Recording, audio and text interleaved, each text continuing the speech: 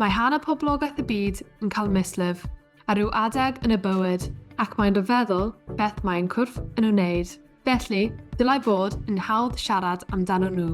Ond yn aml, nid ydym yn dysgu llawer ar wahan i'r hyn sy'n digwydd, sy'n go ddefnyddiol. Ond pryd fod neb yn osbonio sut mae'n effeithio arnoch chi, na beth yw wneud pan fyddant yn dechrau. Rwy'n deall y fod yn iach ac yn naturiol a bod pawb yn wahanol, ond hoffwn wybod ar yw hyn rwy'n ein deimlo'n normal. Ac os o'n anarferol, y gallwn fynd i gael cymorth iawn, heb deimlo cywilydd. Eich cylchred mislifol yw cychwyn un mislif. Pan fyddwch chi'n dechrau gweidi i gychwyn eich un nesaf, sydd tua pob 4 wythnos fel arfer. Mae'r rhan fwyaf ohonom yn gweidi 3 i 7 diwrnod. Os yw'n hirach na 7, dylech gael i'w gwiro. Mae'n syniad da dod i adanbod eich cylchfedd, pa mor hir mae'n para, a sut rydych chi'n teimlo.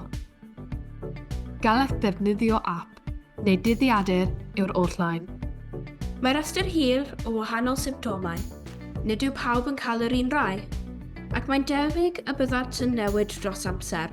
Mae yn y rai nad ydyn nhw'n cystar. Mae rai fel arfer yn cychwyn ychydig cyn eich mislif, ac mae nhw drosodd yn aml unwaith a byddwch chi'n stopio gweidi. Mae yna rai yn dda. Efallai y byddwch chi'n cael y rai reina tua diwedd eich mislif. Ond does dim angen ddioddef.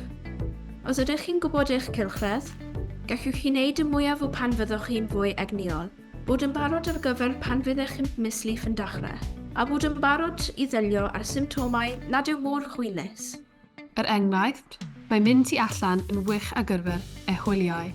Gall ymarfer corff helpu leihau crampiau mislif. Os ydych chi'n poeni am ollwng, roedd gynnig ar wahanol gynhyrchion eich helpu i gadw'n actif, ac mae potydl y poeth yn gwneud gwrthiau. Efallai mae bwyd sochach yw'r hyn rydych chi eisiau, ond gall wneud crampau mislif yn waeth.